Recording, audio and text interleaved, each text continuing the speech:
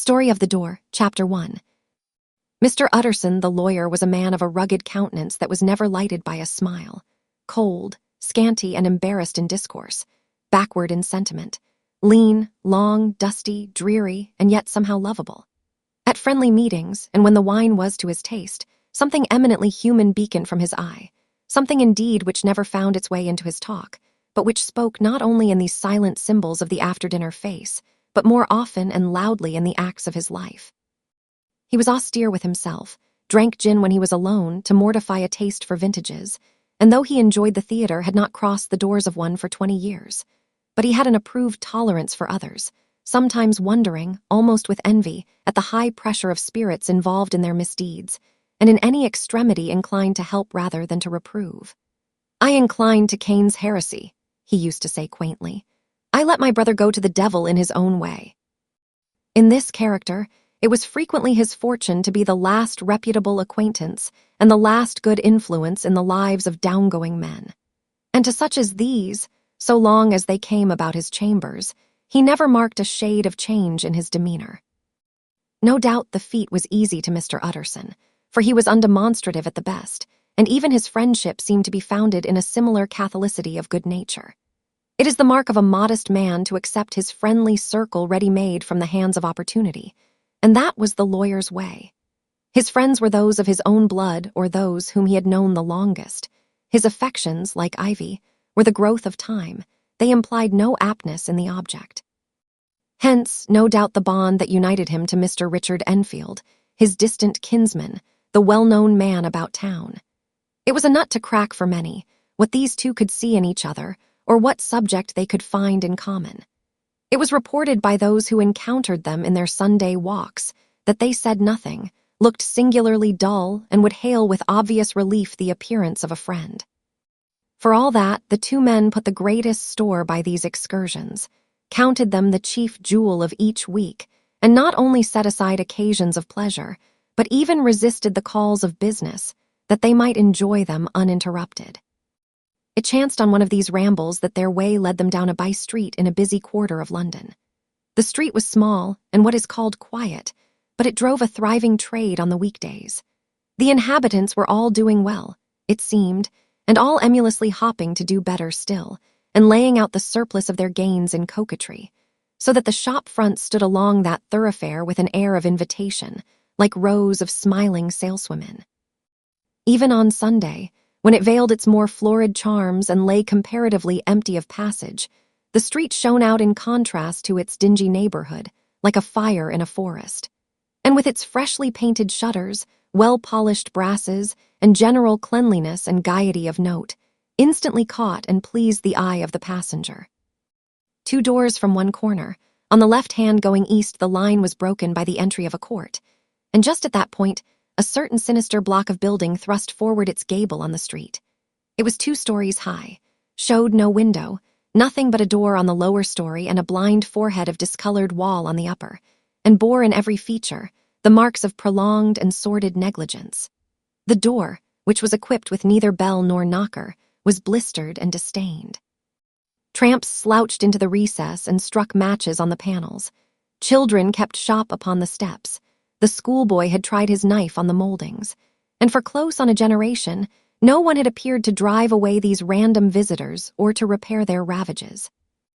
Mr. Enfield and the lawyer were on the other side of the by-street, but when they came abreast of the entry, the former lifted up his cane and pointed.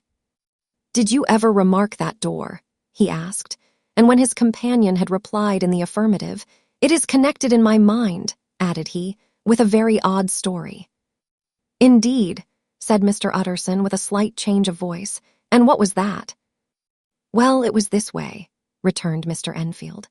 "I was coming home from some place at the end of the world, about 3 o'clock of a black winter morning, and my way lay through a part of town where there was literally nothing to be seen but lamps. Street after street, and all the folks asleep. Street after street, all lighted up as if for a procession and all as empty as a church. Till at last I got into that state of mind when a man listens and begins to long for the sight of a policeman. All at once I saw 2 figures, one a little man who was stumping along eastward at a good walk, and the other a girl of maybe 8 or 10 who was running as hard as she was able down a cross street. Well, sir, the two ran into one another naturally enough at the corner, and then came the horrible part of the thing, for the man trampled calmly over the child's body and left her screaming on the ground. It sounds nothing to hear, but it was hellish to see. It wasn't like a man, it was like some damned juggernaut. I gave a few halloa, took to my heels, collared my gentleman, and brought him back to where there was already quite a group about the screaming child. He was perfectly cool and made no resistance, but gave me one look, so ugly that it brought out the sweat on me like running. The people who had turned out were the girl's own family, and pretty soon the doctor for whom she had been sent put in his appearance. Well, the child was not much the worse, more frightened, according to the sawbones, and there you might have supposed would be an end to it. But there was one curious circumstance. I had taken a loathing to my gentleman at first sight. So had the child's family, which was only natural. But the doctor's case was what struck me. He was the usual cut and dry apothecary, of no particular age and color, with a strong Edinburgh accent and about as emotional as a bagpipe. Well, sir, he was like the rest of us. Every time he looked at my prisoner, I saw that Sawbones turned sick and white with the desire to kill him. I knew what was in his mind, just as he knew what was in mine, and killing being out of the question, we did the next best. We told the man we could, and would make such a scandal out of this as should make his name stink from one end of London to the other. If he had any friends or any credit, we undertook that he should lose them. And all the time, as we were pitching it in red hot, we were keeping the women off him as best we could, for they were as wild as harpies. I never saw a circle of such hateful faces, and there was the man in the middle. With a kind of black sneering coolness, frightened too, I could see that, but carrying it off, sir, really like Satan. If you choose to make capital out of this accident, said he, I am naturally helpless. No gentleman but wishes to avoid a scene, says he. Name your figure. Well, we screwed him up to £100 for the child's family. He would have clearly liked to stick out, but there was something about the lot of us that meant mischief, and at last he struck.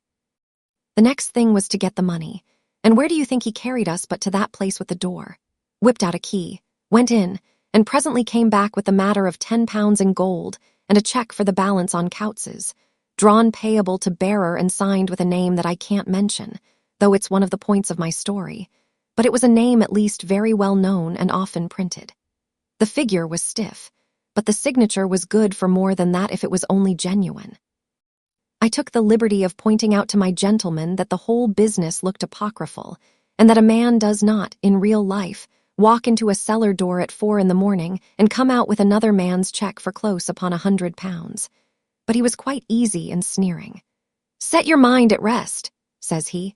I will stay with you till the banks open and cash the check myself. So we all set off, the doctor and the child's father and our friend and myself, and passed the rest of the night in my chambers, and next day when we had breakfasted went in a body to the bank. I gave in the check myself and said I had every reason to believe it was a forgery. Not a bit of it. The check was genuine. Tut tut, said Mr. Utterson. I see you feel as I do, said Mr. Enfield. Yes, it's a bad story, for my man was a fellow that nobody could have to do with, a really damnable man, and the person that drew the check is the very pink of the proprieties, celebrated too, and what makes it worse, one of your fellows who do what they call good. Blackmail, I suppose, an honest man paying through the nose for some of the capers of his youth. Blackmail House is what I call the place with the door, in consequence. Though even that, you know, is far from explaining all, he added, and with the words fell into a vein of musing. From this, he was recalled by Mr. Utterson asking rather suddenly, and you don't know if the drawer of the check lives there? A likely place, isn't it? Returned Mr. Enfield. But I happen to have noticed his address. He lives in some square or other. And you never asked about the place with the door, said Mr. Utterson. No, sir, I had a delicacy, was the reply. I feel very strongly about putting questions. It partakes too much of the style of the Day of Judgment. You start a question, and it's like starting a stone. You sit quietly on the top of a hill, and away the stone goes, starting others, and presently some bland old bird, the last you would have thought of, is knocked on the head in his own back garden, and the family have to change their name. No, sir, I make it a rule of mine. The more it looks like Queer Street, the less I ask. A very good rule, too, said the lawyer. But I have studied the place for myself, continued Mr. Enfield. It seems scarcely a house. There is no other door, and nobody goes in or out of that one but, once in a great while, the gentleman of my adventure. There are 3 windows looking on the court on the first floor, none below. The windows are always shut, but they're clean. And then there is a chimney which is generally smoking, so somebody must live there. And yet it's not so sure, for the buildings are so packed together about the court that it's hard to say where one ends and another begins. The pair walked on again for a while in silence, and then, Enfield, said Mr. Utterson, that's a good rule of yours. Yes, I think it is, returned Enfield. But for all that, continued the lawyer, there's one point I want to ask. I want to ask the name of that man who walked over the child. Well, said Mr. Enfield, I can't see what harm it would do. It was a man of the name of Hyde. Said Mr. Utterson. What sort of a man is he to see? He is not easy to describe. There is something wrong with his appearance, something displeasing, something downright detestable. I never saw a man I so disliked, and yet I scarce know why. He must be deformed somewhere. He gives a strong feeling of deformity, although I couldn't specify the point. He's an extraordinary-looking man, and yet I really can name nothing out of the way.